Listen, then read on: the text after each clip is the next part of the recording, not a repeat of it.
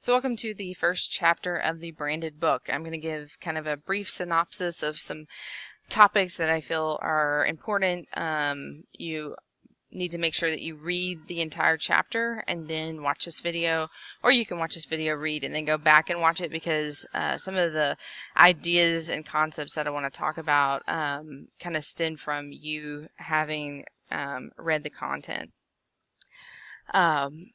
So first of all, branding is important because no matter what job you have, it usually depends on someone believing that it's a good quality or purchasing it. And so, for instance, if you're going to be a coach, you may not have direct money that you're receiving from your athletes, but the currency of them believing in what you're doing leads to action, and that comes down to management.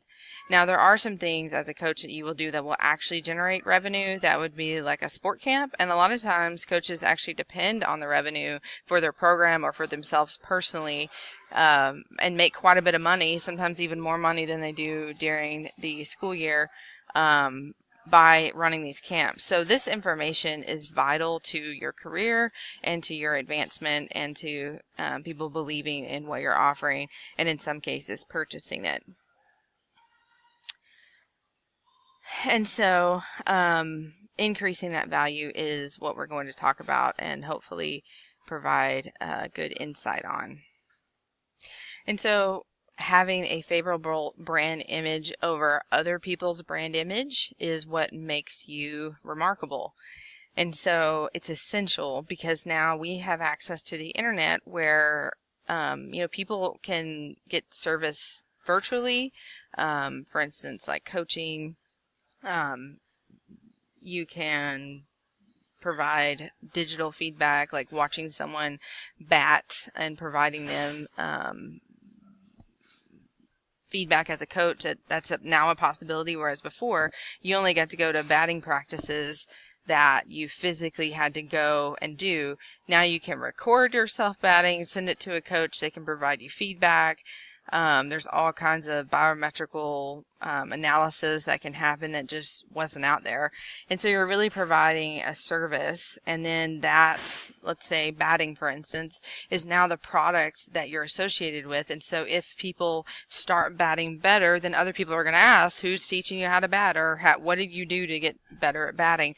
And so your customer and their success is your brand value. And so you would need to be very, picky about who you associate your name with, given that your product, their success is your success. And so in personal training, we call this firing your client if they're not doing what you're asking them to do, because it does eventually reflect back on you. And so this brand management should be the central focus of any business, and this is including the coaching business.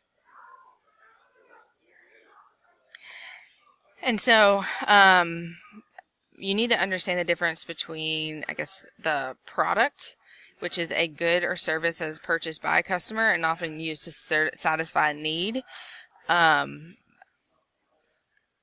If you are a public figure, you also can be considered a product in this regard, because people are paying for the right to be associated with you. So a coach that gets hired at a university has a certain product and service that they're going to deliver, but they also have a brand that's going to be associated with them. So that is where we get into the deeper dimensions of the products and services that you're offering. And so notice here that it's talking about brand managers must implement and develop brand strategies with the consumer as the central focus. To achieve brand loyalty, marketers must build brands that satisfy both the functional and emotional needs of today's consumer. So what I would like for you to do is to think about things that you purchase and the emotions behind that purchase. So, for instance, when I go to Starbucks and they write my name on the cup. Now, this is back in the day. Now, with Starbucks, I just buy it on the app. But I'll get to that in a second. So back in the day, whenever I went into Starbucks and I put my name on my cup, that was the only person that ever put my name on the cup. The interaction was different because when you go to McDonald's or Chick-fil-A or anywhere else, they don't ask for your name. And so now you feel important by someone just specifically asking for a name. And so something as small as that can set your brand apart from another person's brand. And so the emotional side of what you're offering has to be addressed within your product. So I mentioned purchasing Starbucks with an app. When I order with an app and I go in and pick it up, I expect for me to walk in and pick up my coffee and leave.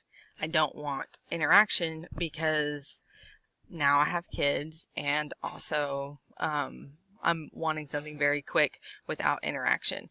And so my life has changed throughout the process of consuming Starbucks, and I have different expectations even though I'm the same customer.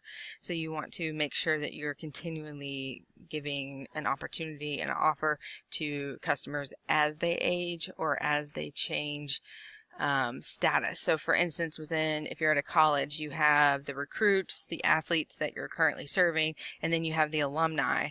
And so someone potentially went from being a recruit to a student athlete to an alumni, and they're going to have different perspectives with each of those roles, and you would need to be able to figure out how to continuously provide a positive interaction so that they, as alumni, donate money or feel important enough to want to come visit, because that means, bringing money back to the city.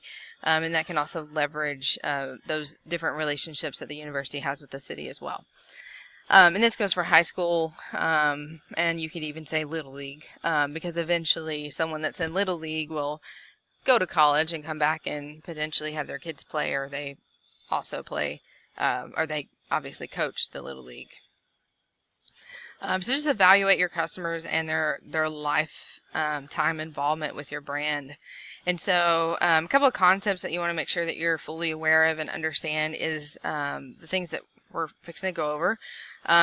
So brand awareness is simply knowing that you can recognize and instantly see that this is the brand that you're associating with. So for instance, Good Shepherd just went from a blue emblem to a purple emblem, and that is very important so that people associate with new management.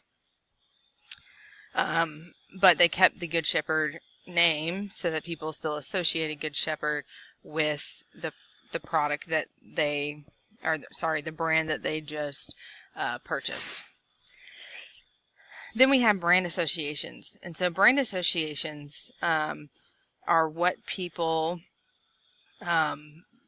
think about whenever they think about the identity of the brand and what they're offering.